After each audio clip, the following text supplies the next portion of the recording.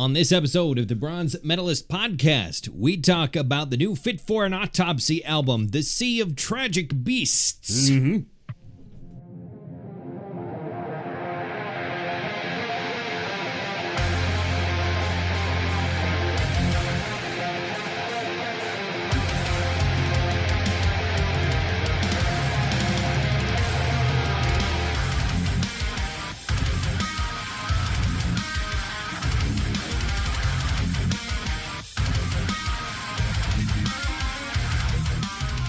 There it is.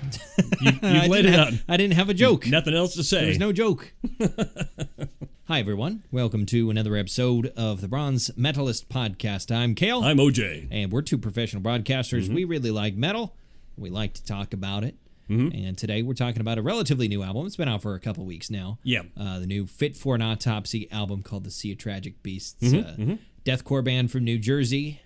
Really dug their stuff for a long time, and I was excited to get into this one. They've been around for a little while.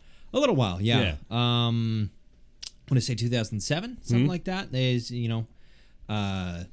didn't really have a big album, I'd say, until 2012 with Hellbound. Sure. Which we talked about last year. Around this time last year, we talked about Hellbound. Yeah, we did. And that's an album I really enjoy, and that's been, 3 album cycles in the past at this point, and a different vocalist as well. I really, really like myself some Fit for an Autopsy, so we'll get to that a little bit later. First off, how you doing? I'm doing good. We got the little disaster. We had a spill kind of in here. Yeah. You brought the 6th Glass, which is a beer made by Boulevard. It's a quadruple. A quadruple ale. What does that mean? That means it's a lot of ale. It's 4 times. Quadruple means 4. I see. It's practically a distilled beer. It is. It's like a whiskey, and it just exploded when you open the bottle cap.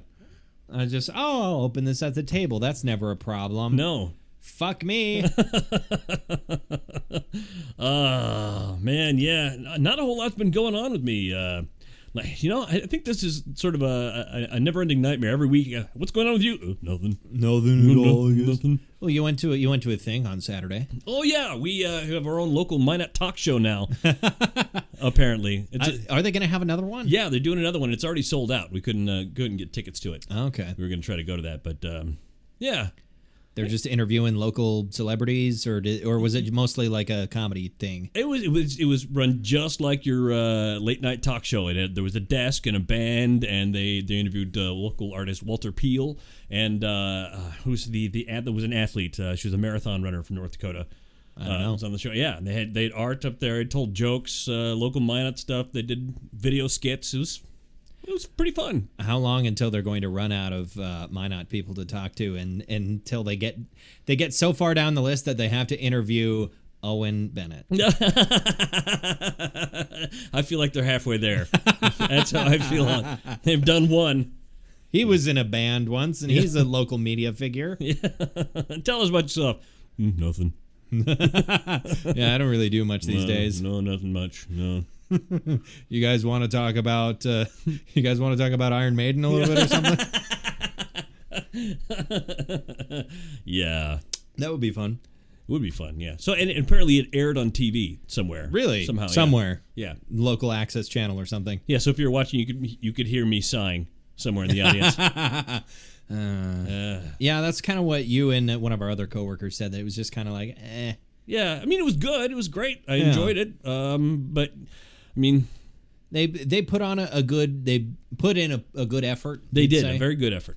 It just maybe not really your thing, probably. Yeah, it might not be my thing. Yeah, I don't watch late night TV either. So yeah, that's part of the problem there. As far as late night TV goes, it was great.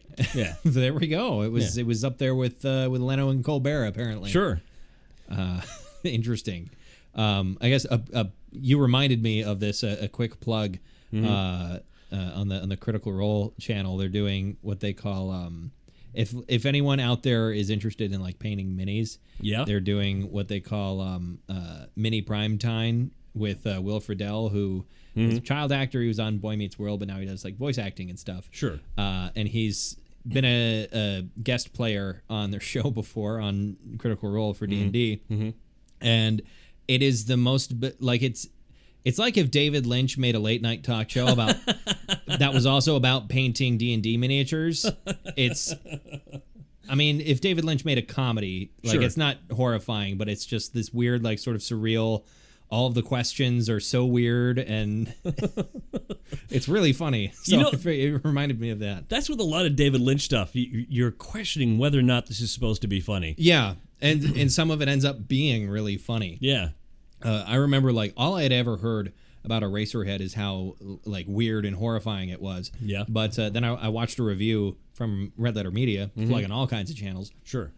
And they were talking about how Eraserhead is oftentimes kind of hilarious. At least when you're not being presented with really, really fucking weird imagery. What the hell am I looking at right now? Yeah, what is this? What just happened? But some of the timing is so comedic, and that's the same thing with Twin Peaks. Twin Peaks is hilarious at certain points, and that's with Twin Peaks, like it's I feel like you should know at least with Twin Peaks that it's almost always intentionally goofy.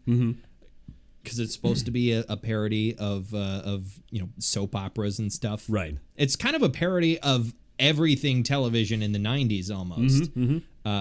Just everything that was on television in the early 90s kind of got put into its own little place inside Twin Peaks and then got made fun of, more or less. And then you pile all the really weird supernatural shit on top of it.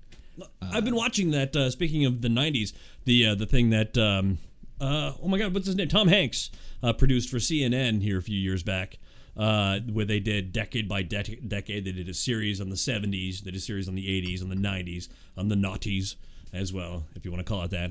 Yeah. It took me a second to realize what you meant by that, but yeah. Yeah, and it's been very interesting. Been a very interesting thing to watch. Yeah, we're watching the 90s this evening, actually. All right. They mentioned Twin Peaks. Of course. Of course. How could you not? Yeah. It was the biggest show of the year, and then season 2 kind of... Yeah. And then it didn't come back for years. Yeah. Season 2 lost people about 6 episodes in when they revealed who the killer was. Yeah. We don't care now. Yeah. Then people stopped caring. Because they were never supposed to reveal who killed Laura. No. Like, David and Mark did not want to reveal that ever. They just wanted to keep unraveling this mystery into further mysteries until the show got weirder and weirder and weirder and never necessarily reveal who killed Laura. Right. But then they shot their shot a little too early on behalf of the network. And the rest of season 2 happened. Yeah, I'm still waiting for that gum I like to come back in fashion. How do you know it hasn't? But we did see him again in 25 years. Yeah. We did see him again. Okay, since we're talking about Twin Peaks and we're going down to the Twin Peaks rabbit hole, sure. You were there when this happened the other day when Kyle MacLachlan was on the CBS program The Talk. And when the first thing they asked him about was like, everybody knows Kyle MacLachlan from his most famous role on Sex and the City. What? I mean, look, it was an extremely popular television show, and he was a pretty prominent character for like three seasons. But really, that's what Kyle MacLachlan is most well known for. Soon after that, they got to talking about Dune. Sure. Which it was the first thing I ever saw him in. And they were talking about that, I assume, in the context of, there's a new Dune movie coming out. And I couldn't hear anything that was going on because I stopped listening to it after they did the Sex and the City thing. I was like, oh, come on. But I saw pictures of Timothée Chalamet's face pop up, and I was like, oh, they're talking about the new Dune film. Sure. Which I'm sure will be fantastic. It's got a lot going for it. But that was just like, really? I don't know if they ever got to talking about Twin Peaks. Probably not. Which would just, it's, on one hand, that must be kind of nice as Kyle MacLachlan, because I know he loves Twin Peaks and he loved being on Twin Peaks, but that must get a little old after 20 years. Sure. And then this renewed revival of, at least if you're Kyle MacLachlan, you now have new things to talk about in the context of Twin Peaks. Right. But there was 25 years there where it was just telling the same stories from the set, and the same same stories and same questions about Twin Peaks. Hey, remember that thing you did a couple of decades ago? Yeah. At least now there is something new for Sure. him to talk about. There's, God, how many episodes? I think there was 18 episodes or some shit. It was really, For season 3? There's a lot of episodes in season 3. I haven't seen it yet. Or 17. I think there's 17. You got to see it. Like, you know what? For Christmas, I'm gonna find you a box set. All right. I'm gonna see if I can find a box set DVD. Okay. And that's gonna be your Christmas gift. Cool, from thanks. me because you got me those awesome dice last year. So. Well, that was for your birthday, though. Was it? Oh shit, that was for my birthday. Well, you're getting a Christmas present. All right. Well, I'm giving me an obligation. Thanks. All right. Well, you don't have I never got you a thing that's to fine. repay you for what you did. So it could just be one gift a Sure. year. All right. One gift a year. That's For all we have to for do. whatever occasion. For whatever occasion. Candle nights, a Halloween gift. Could get I'm trying to think of an obscure a Veterans Day gift. Veterans Day, or Groundhog's Day, Groundhog's Day. which would be funny because Yeah, that's your birthday. yeah. Do you wake up in the morning hearing the song? I got you, baby. Yeah. Cool. That's my life. Actually, that's why I come on here and I say I got nothing going on because it's the same day. It's the same day for you over and over Yeah. again. I feel like if I were Roberta, I would probably every year on your birthday, I would wake up just a little bit before you, open that up on the phone, figure out when your alarm goes off, play that, just to fuck with you. Yeah, she finds other more subtle, terrifying ways. Yeah. Oh boy. What have I done? What have I done? Oh my God! What have I done? Still got the cat. Still got the cat. Just hanging out Yeah. over there, looking into the room. Wondering why it smells like beer in here. Yeah. What I watched something over the weekend. What did I watch? It was a movie of some kind. I Wasn't it? watched some kind of movie film. It must have been really good because I remember so much about it. Well, you were probably hammered. Absolutely. Yeah. What the fuck did I watch? I don't know. Oh, give me a second. I'm sure you told me about it. I'm gonna look at my email. You can look at your email. That's there's how a- you're gonna find out. Because there's an Amazon receipt because I sure. rented it. Oh, the Peanut Butter Falcon. Oh right, yeah. I watched a wonderfully heartwarming film called The Peanut Butter Falcon. with Witwicky. Yeah. Yes, with Sam Witwicky. Yeah. With Shia LaBeouf and Dakota Johnson. And I cannot remember the name of the actor. It's not super well known, but it's Sure. he's an actor who has Down syndrome. He's playing a character who also has Down syndrome, and it's about a young man who doesn't have any family, and he's being taken care of in a retirement home. That's the only place that they had for him, essentially. Sure. And he really wants to be a professional wrestler, and so he escapes from the retirement home to go and run down to this wrestling school that's in this little town on the Outer Banks of North Carolina. And Okay. he meets Shia LaBeouf, who agrees to help take him down there for certain reasons. And it's a wonderfully heartwarming movie. Also, Dakota Johnson plays his social worker, who gets tasked with going and finding him. And it's so heartwarming and sweet. And there are a couple of moments that are sort of tug at the heartstrings, and kind of make you Terrible. oof. Yeah. But it's a very good movie. All right. I really enjoyed I'll have it. to check it out. Delightful, positively delightful. What else did I do? I went and bought some printer ink, Right. so I could print off a map for D&D. Yeah, a very large, or a map for D&D that was much larger than I thought it was going to be, because I didn't want to draw it, because I feel like you never get the same. It's never quite the same when you just draw it with marker, and I get that part of it for some people can be imagining their surroundings. But I'm kind of shit at describing surroundings to people. Okay. So I like having a decent visual representation.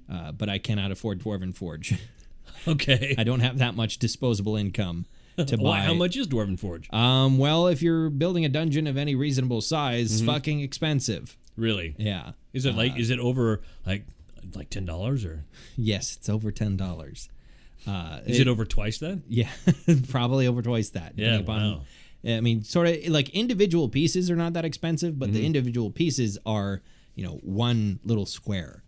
And it's meant to be a modular terrain kit that you can build different sorts of dungeons. You can rearrange it any of. way you want to. Yes. And it's too rich for my blood. And I don't play in person nearly often enough to justify having any of it. See, I've only played online once. I've only played over the internet D&D one time. I mean that's how I've played pretty much 99% of all the games I've ever played in. Really? I played a coworker of ours hosted a one night like evil party game. Quinn? Yeah. He hosted a one night evil party game. Evil parties are never fun for more than one night. Exactly. Yeah. And I think that's the only time I've ever played D&D in person. I've DM'd quite a bit in person, but I've never, other than that night, I have not played a campaign in person. Really? You only BM over the internet? Yes, I only BM over the internet. All right. For everyone to see. Hey, there's money in it. Yeah. I mean, I can't judge what people are into. Come on. Find your niche. You stick with it. Yeah. All right. But yeah, I've got that ready to go. I need to paint one more goblin, and I need to pick up some minis for their characters. All right. And I'm gonna be ready to go for Thanksgiving. I'm super excited. Super excited for this. Because you're gonna have a campaign with your family at home there, My family playing in person in Witchburn there. in Witchburn. Yep. Yeah. That'd be a much better name than Washburn. It would be. Welcome to Witchburn. If we were called Witchburn, imagine how much better Halloween would be. Yeah. If my hometown was called Witchburn.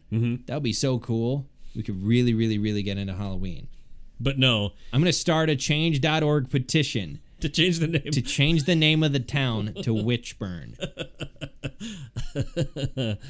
Yeah. Even though it never happened there, as far as we know. Maybe it did. I mean, the town was founded, I think, in like the 1870s. Really? Maybe a little bit later. Or late 1800s, somewhere, when the town was founded. A lot of North Dakota was founded in the late 1800s. North Dakota itself was founded in the late 1800s. Yeah, 1886. So I don't think there were any witch burnings going on there. Probably not, no. We're a country, but we're not that country.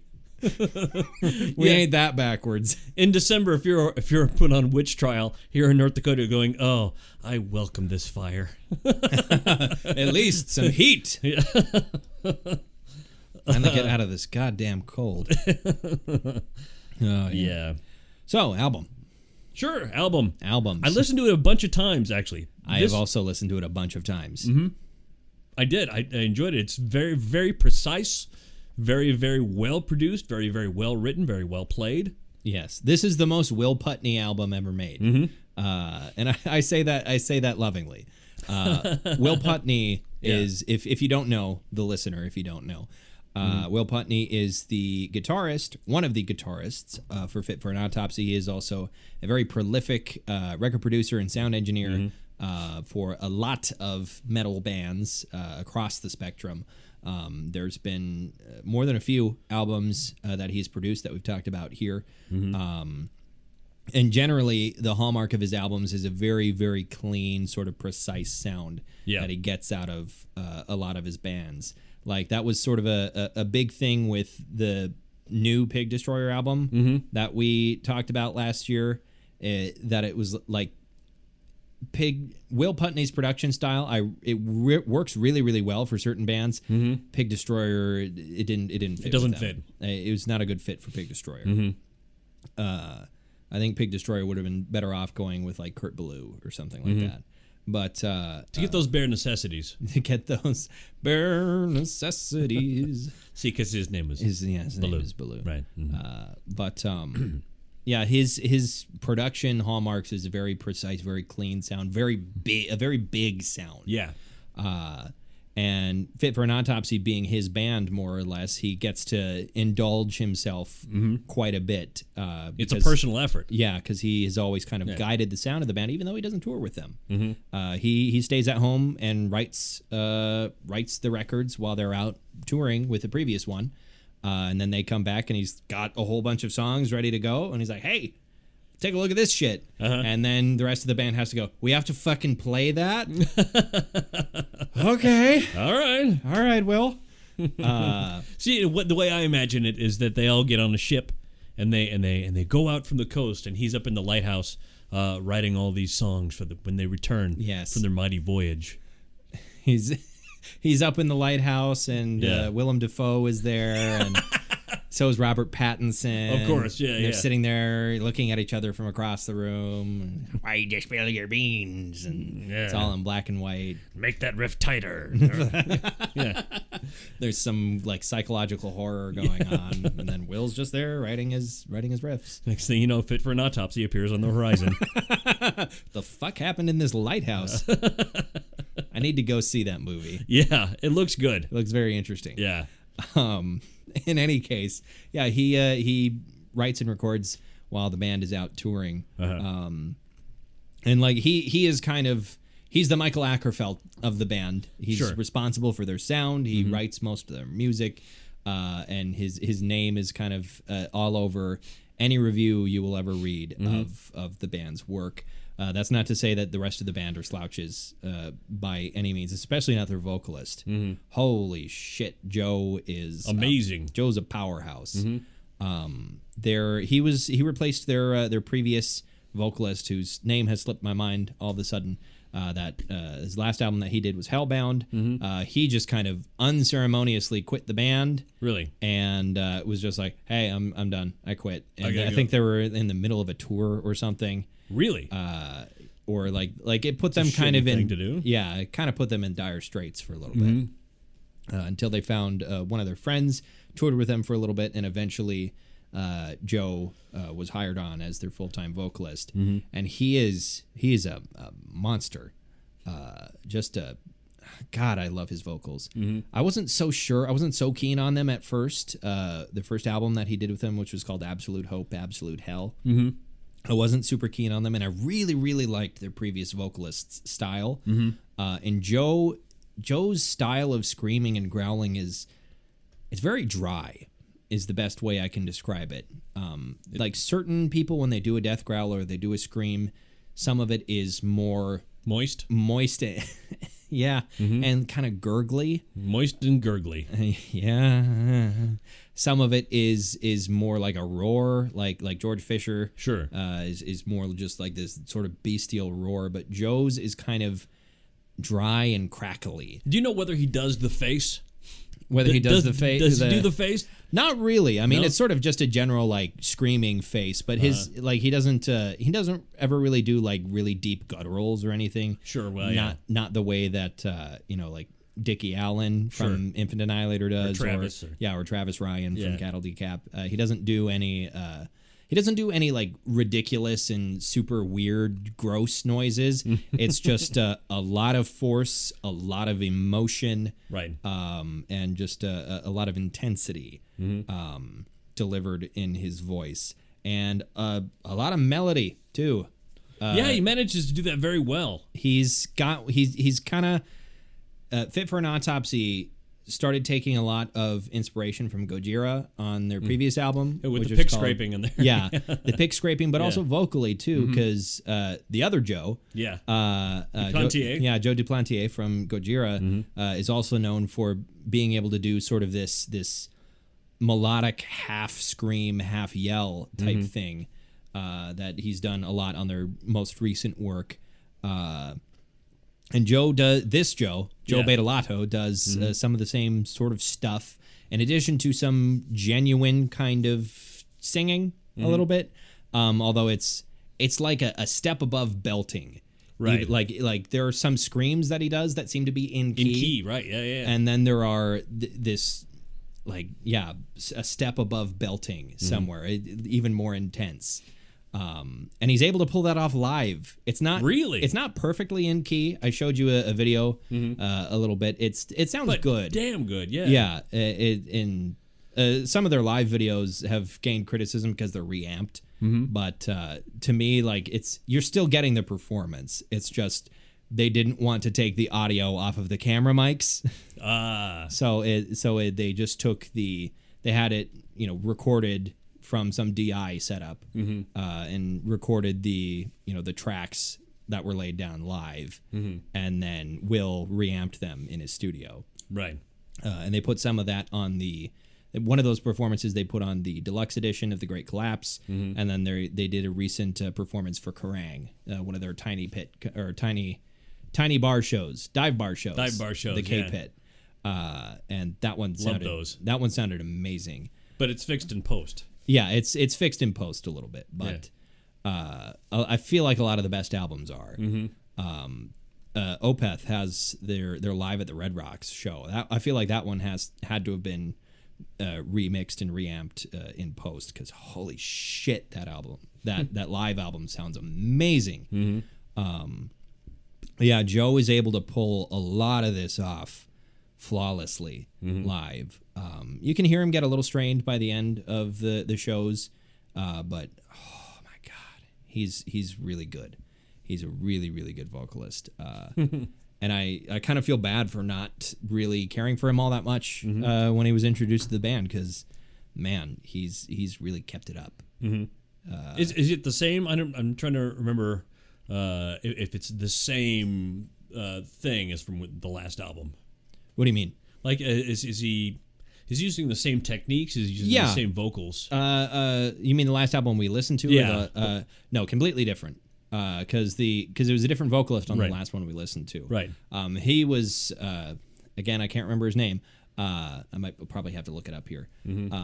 But he just did sort of your basic low growls, high screeches, and mid screams type thing. He was very good at them, and he had a very intense style. And when I used to do vocals, he was kind of the template for me. Wow. That's who I would Fit for an Autopsy, and especially their songs off of Hellbound. Those were my favorite songs to sing. Wow. I really, really enjoyed that. The previous vocalist was named Nate Johnson. And then mid-tour, Nate decided he just wanted to dance. I don't know if it was mid-tour. I don't want to misspeak there. Sure. But he kind of unceremoniously departed. Yeah, they don't say on the Wikipedia page exactly when that was, but yeah, it put them in a bit of a dire place, and they had to quickly find a temporary replacement. Right. But one of the other members of the band I want to talk about, because there's something I didn't know about him, is Pat Sheridan. He's the lead guitarist, the touring lead guitarist. Well, I've never heard that name before. I've heard that name somewhere. I think there's a baseball player named Pat Sheridan. Maybe that's in. But Pat Sheridan, oldest member of the band, I think by some margin, and he's a very intimidating looking guy.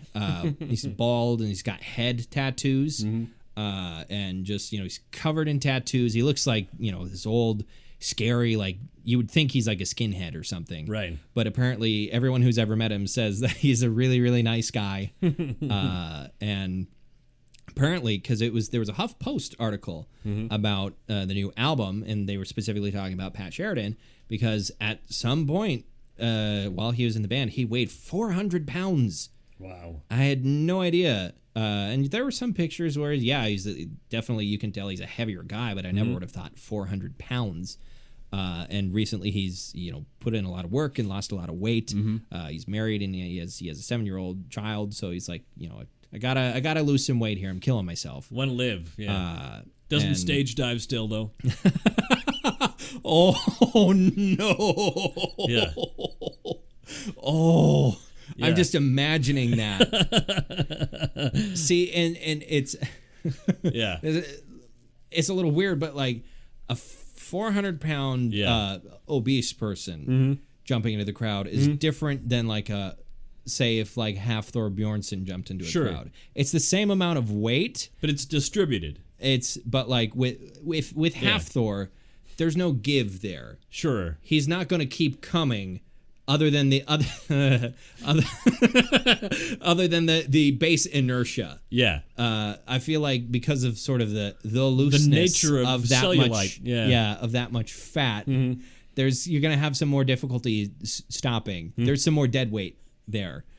I can just imagine. Just do you have enough time to think the words "oh fuck"?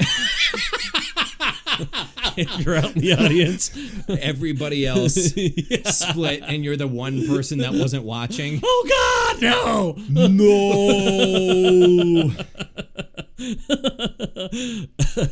A man was recently crushed to death. He just kept coming. Oh my God. Oh, that'd be awful. But yeah, he's lost a ton of weight. That's good. He looks pretty good these days. So I felt that was something worth mentioning. A little interesting tidbit about the band. Awesome. I was able to find some reviews. There aren't a whole lot of Well, it's new yet. Yeah, it's new. There was one from Sputnik Music.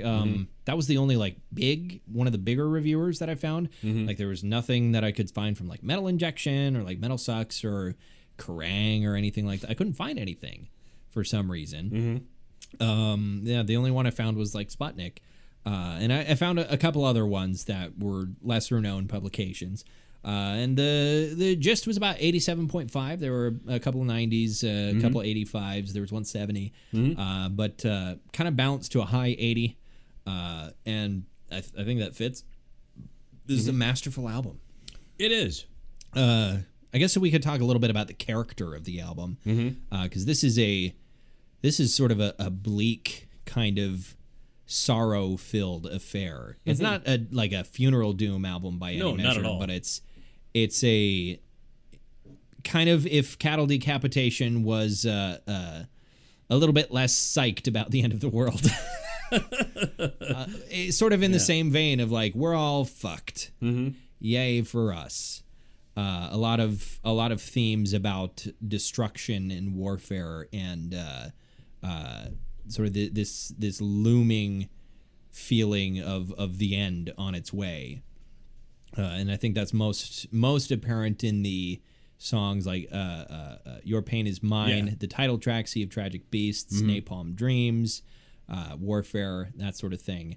There is also one of my other favorite tracks on there. It's called "Mirrors." That one, the music video at least makes it out to be about addiction, probably opioid addiction. Sure. Or maybe like something you're sniffing off of a mirror. Possibly. Perhaps cocaine. Cocaine. She don't lie. No. She don't lie. She don't lie. Cocaine.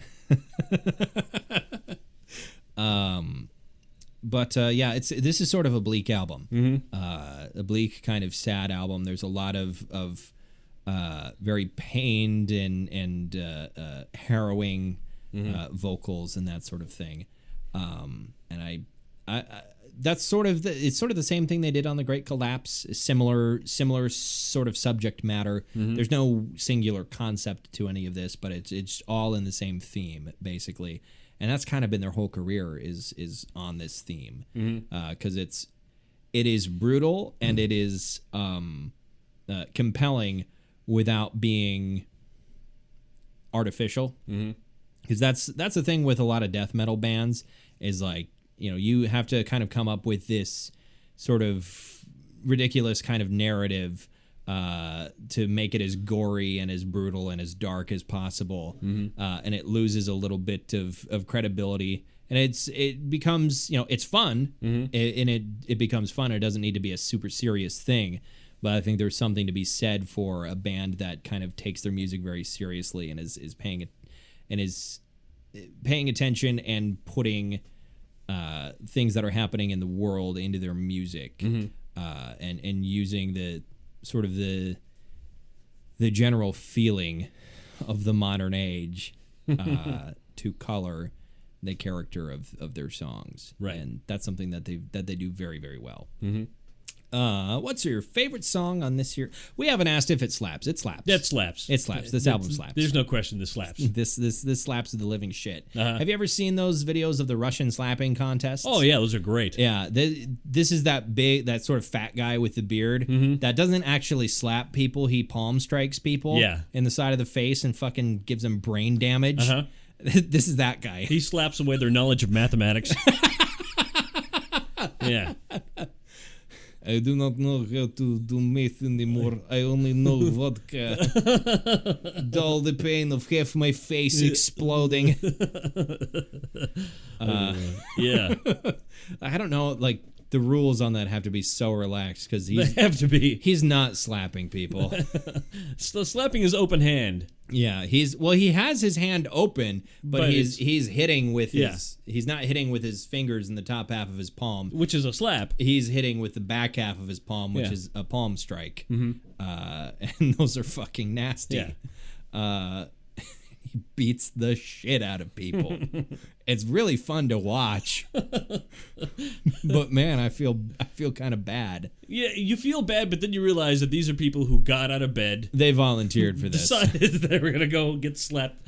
Like, today. I have to wonder if the people that are competing against this haven't seen the videos, and like as soon as they go to the event, like, oh, you're going up against Ilya here. Yeah. No. I value having an undamaged brain. Then again, these are Russian men who are signing up for a slapping contest. Sure. I don't know how many of them have undamaged brains. No offense, any Russian men listening. They weren't bringing a pristine subject into Yeah. into tonight's melee. It wasn't a perfect lab specimen. No. So what's your favorite song of this? My favorite song, well, the one that sticks out in my head the most is "Your Pain Is Mine." Yeah, same. Yeah. This is Your Pain Is Mine is the showstopper of this album. This is the one where like they make a set list. This is the closer from now on.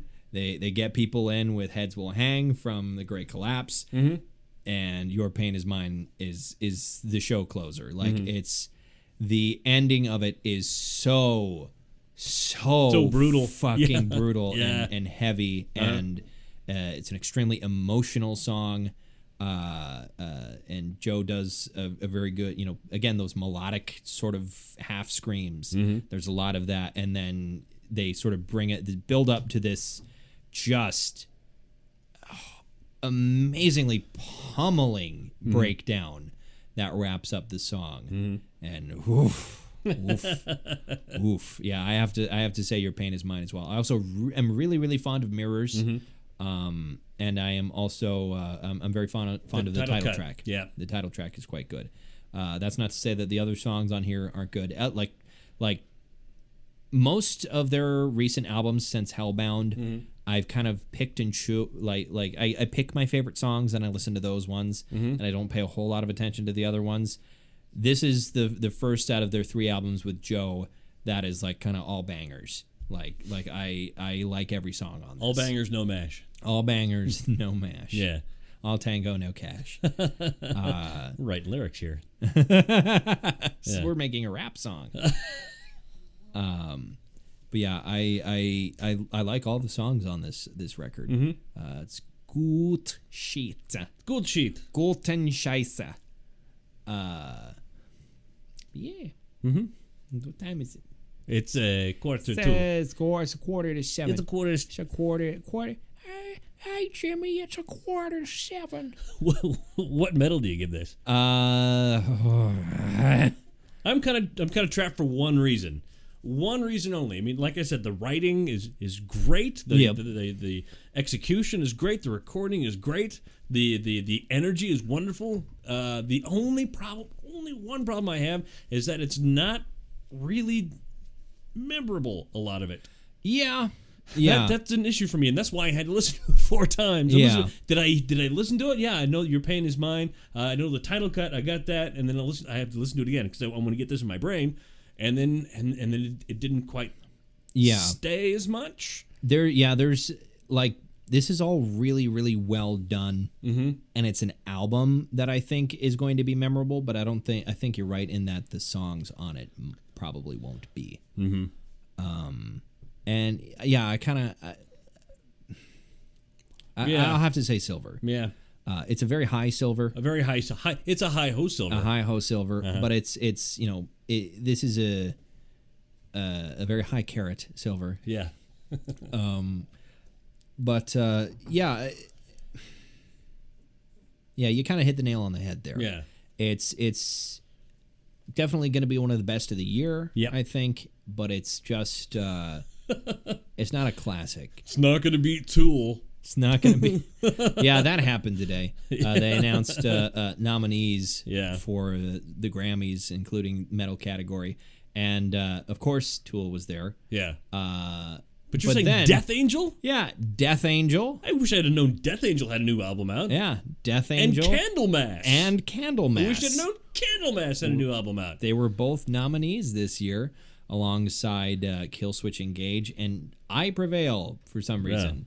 I didn't know they had a new album out. I've never really listened to I Prevail. They're a metalcore band. I mean, so it's Killswitch Engage, but they're more so metalcore than Killswitch Engage is more like classic late. I Prevail. They're like late '90s metalcore. Killswitch is, whereas I Prevail is recent era metalcore, which a lot of which I've kind of fallen off of, with the exception of like Silent Planet. See, I just feel bad that I've been a bad metal fan in that. Well, first of all, you're the only one I really talk to that listens to metal anymore, because I don't talk to people. And so yeah, well, what are we gonna do? Are we gonna do that? Oh my God, I've never heard of this. Thank you for introducing me to this. And recently I was trying to think, hey, maybe I should get Cal to listen to this band I really liked from the '90s, only to find out that they made like 8 albums since I stopped listening to them. And I get it. Oh, this is better than the shit that I was listening to back in the '90s. Well, see, you're still on Instagram, right? Yeah, kinda. Yeah, I am. Whatever social media you've got that you use somewhat regularly, just find bands that are still around and follow them. #metal. Yeah, or just or follow a hashtag or something. But like bands obviously as media entities will update their profiles when they've got new stuff, and that's how I stay up to date on certain things. Most of mine is through Reddit, but. Yep. Most of my updates tend to come from Reddit. Really? Well spoken, sir. But I think that can be a good way to help stay up to date on when new things are coming out. Yeah. For me, it's mostly a matter of finding completely new stuff, bands that I haven't listened to before, and that sort of thing. And trying to expand my tastes, whether within a certain genre or expand into new genres. And I'm glad new stuff is coming out. I mean, a lot of people are pointing out that, or at least there was this one thing I was listening to on YouTube, talking about how a lot of the big metal shows that tour or that have festivals or whatnot. Big open air festivals? Yeah, big open air festivals. A lot of the bands in there from fucking 30 years ago. Yeah. Yeah, there's like Wacken open air it's usually, one of the big four is probably going to be there. Cannibal Corpse is going to be there. These are bands that formed in the 80s. Yeah. The only bands, like newer bands that seem to have that sort of draw are, well, you've got your Five Finger Death Punch. Sure, of course. But then like Gojira can draw a pretty fucking big crowd at open air festivals. But they're my age. Yeah. Similar story with Lamb of God. Yeah. Can draw that sort of a crowd. And a couple of bands of that sort of tier can draw big crowds like that at open air festivals. But I want to hear about new bands that are they're groundbreaking and still doing it, getting bigger and bigger like that. Yeah. 'Cause, like, Cannibal Corpse is one of the only death metal bands. Sorry. Oh boy, I just lost all my cred again. Cannibal Corpse is one of the only death metal bands that can do that sort of thing. You just got to add "the" in front of it, then you'll be there. The Cannibal Corpse. The Cannibal Corpse. But like, I can't think of any other death metal bands today that can draw a crowd that big. Well, what about? I mean, okay, there's Napalm Death, I guess. Yeah, I they suppose. kind of draw a big crowd. I mean, are we still planning on maybe going to see them in April? I don't know. April started to become a busy month for me. Really? I got a wedding that I have a wedding that I am emceeing for. Oh, sure. But that's later in the month. So it would be a matter of buying plane tickets to Philly. All right. Is the big thing. Or driving. It could be an adventure. Oh my God. Driving to fucking Philadelphia. No, thank you. In April. In April. Yeah, across the entire northern contiguous United States in a car in April. That seems like a really fucking good idea. We'd have to document the whole thing. Just God. the nightmare of it all. It's going to end up like all of the video clips from that would end up being put together in like the what's the documentary about the making of oh God damn it, the making of Heart of Darkness, but in Vietnam. Oh, so the smell of napalm in the morning. Talking about Apocalypse Now. God damn it. Apocalypse Now. Apocalypse. Jeez, Jesus. well, I forgot about it for a second. Why don't our brains work? Kidneys. Kidneys. What do our kidneys have to do with it? Lollipop. Asparagus. Accordion. Shawshank. Keep going. This is the Freeform Association Hour here. We're just going to say words, see what happens. Yeah. Yeah, maybe we'll have to see. We'll see. We'll see. I'll have to see how much tickets from like Bismarck to Philly are. Yeah. The problem is that we'd have to know far enough in advance. I mean, we don't want to buy tickets, at the end of March. Yeah. God. Yeah. Yeah, we'd have to see how much that is, because we didn't go to Dream Theater last year. No, we didn't. We were talking about doing that it was this year, wasn't it? Like this year, yeah, in March. Or to me, whatever. it's last year. I know. It might as well have been a year ago. But it's a possibility. Yeah. And I mean, it's Converge doing all of Jane Doe again. I know. I'd really like. I kind of have to. Yeah. I don't know when they're going to do that again, because they did it once. They did it once in the Netherlands. Yeah. At Roadburn, and I was like, great, they're never going to do that again, and they did it in a different fucking country. But now they're going to do it in America. They're doing it in America. And it's kind of I would be doing myself a disservice by not going. I hear you. And Napalm Death is going to do all of Harmony Corruption, and Pig Destroyer is going to do all of Prowler in the Yard. So maybe we'll see Corey. Yeah, we might run into Corey, but the IT guy from RCS, we might run into him. No, that's not going to happen. That would be weird. He's probably going to be there. He lives in New York. Well, yeah. Well, he's going to be there among the other 100,000 people. I mean, you make a good point. Yeah, that would be weird though. It would be Corey. Hey, what are you doing? And then he doesn't remember us. Yeah. Even though we have to call him once every other week. Corey, fucking broke it again. Fix it. Yeah. Anyway, we'll have to see about that. I can bring my Tascam with us. That'd be awesome. We can record a podcast like right after the show or something. Yeah. It'd be funny. It would be funny if we did drive, and then the little show ended up with you as Peter Stormare and me as you put me through the wood chipper. Buscemi. Yes. Is that your little friend there? Yeah.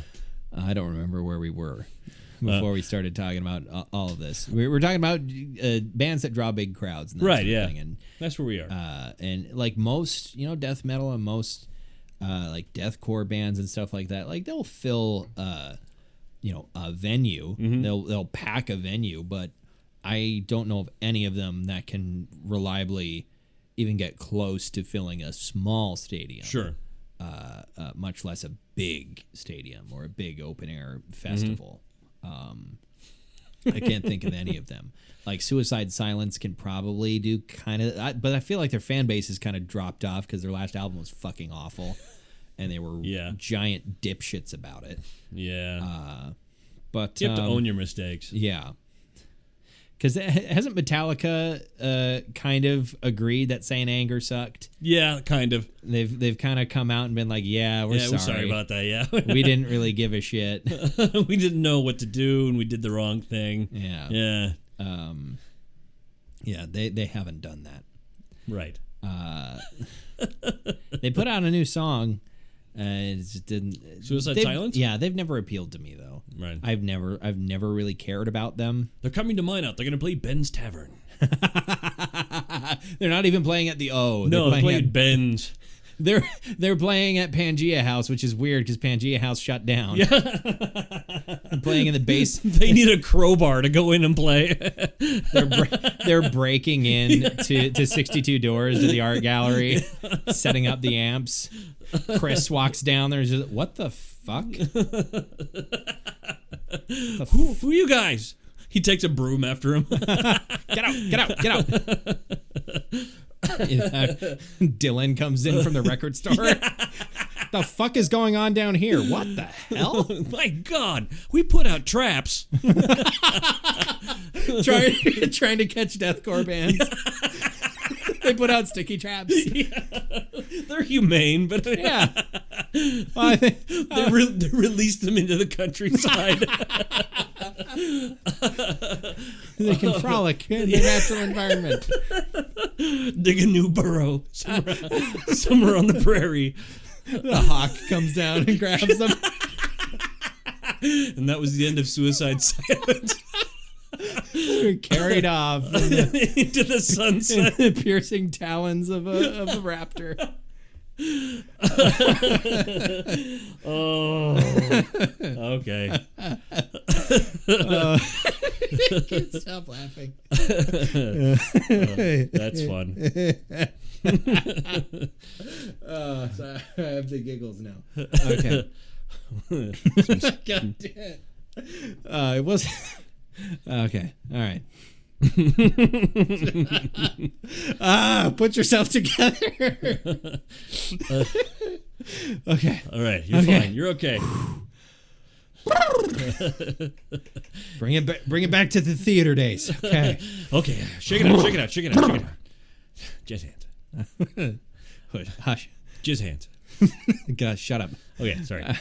So if you like this, next week though. Oh yeah, next week. What are we doing next week? Okay, well, I'd sort of waffled between two things: a new thing and waffles. No, I bought Eggos today. Okay. Anyway, between an old album and a new album. Okay. I think I'm going with the old album first because it's an important thing for a person who likes metal to have heard. Okay. You may not like it. Okay. In fact, you're gonna pop out probably your booth while you're doing your music in there and just stare through my window like, the fuck did you make me listen to? Okay. We're going with, and the name, Celtic Frost. Into the pandemonium. I will fight you on this till the day and I'll fight the fucking band too. I'll fight them. Tom, there you go. I will fight you. It's Celtic. Tom Fisher was going to be in the ring with me. With Kale. It's Celtic. And I do understand that there are probably some people who do refer to the group, the tribal group, the ancient, European tribal group, the as Celts or Celtic. I'm sure there's somebody, and I'm sure that's some dialect or variation. But I've only ever heard of it as Celtic. But I've heard Tom outside of the basketball team, right? And that's what they're referring to. Celtic Frost. Yeah, it's cold from 3. From the top of the key. Was Larry Bird in the the Celtic in the Boston Celtics? The Boston Celtics. Yeah, that was Larry Bird. Because I was gonna say Kevin Garnett, but Kevin Garnett was not on the team when Celtic Frost became a thing. Sure he was, wasn't he in the 80s? I don't think Kevin Garnett. No, I don't think Kevin Garnett started playing until the late 90s. Okay. He's he's like your age. Is he? If he would have started playing in the NBA, Larry Bird's in his 60s, isn't he? Yeah. Like Kevin Garnett might be younger than you. I have like my idea of athletes' ages is a little skewed because they retire so early. Right. But yeah, I don't know how old Kevin Garnett is. I know his hands are ludicrously huge. Oh, yeah, no, I was thinking of somebody else. Yeah, no, he's 43, so Yeah. he's younger than me. I think it might have been Universal Studios, but it was in Florida. So this was when he was playing for the Miami Heat. Right. And they had an imprint of his hands on a metal basketball. Yeah. Holy shit. They're gigantic. Some paws on that fella. Terrifying. I think they had Shaq's hands too. I think Shaq might have been on the team at that point. Shaq was in the Heat, yeah. I think at that time he was on the Heat. I don't know if he was still in the Lakers, but it was just a hand with a tiny basketball in it. But, you know the poster for Steven Spielberg's War of the Worlds? Sure, yeah. It was like that. Anyway, we're gonna go back to 1987 with Into the Pandemonium for next week. Celtic Frost. Celtic Frost. How about we compromise with Celtic? Can we go? Go with Celtic Frost. I'll go with that. All right, Celtic. Or do we? Maybe we could get specific with it. We could call it Brittonic Frost. Brittonic. I'm trying to think of a specific subsect of Celts. Gaelic Frost. You could call it Gaelic Frost. Yeah. Welsh Frost. I've always thought Gaelic sounded like something a fourth grader would call another fourth grader when he was pissed at him. You Gaelic. Shut up, Gaelic. Irish Frost. Yeah, Irish Frost. That's when Tullamore Dew gets a little too cold. Right, Tullamore Dew, or it's it's made with ice cream and scotch, or Jameson. Why Scotch? Yeah, Scotch. Scotch is literally not from Ireland. It's literally by definition. By name. It's in the name. It's not from Ireland. Anyway, all right. So if you like our particular brand of silliness, you can check out our pages on Facebook and on Twitter. It's just yep. That's the sound that the Twitter makes. That's the sound that the hawk that carried Suicide makes. But yeah, we're I think just under bronze medalist on both of those pages. Sure. Or maybe bronze medalist podcast. You can follow us there and get updates when we put out new episodes. Or you can check us out on Libsyn or on iTunes and subscribe to us on whichever service you prefer. And you'll get updates that way. In any case, thank you very much for listening to another episode of the Bronze Medalist. I'm still thinking about that fucking hawk. I know. Thank you very much for listening to another episode of the Bronze Medalist podcast. I'm Cal. I'm OJ. Congratulations.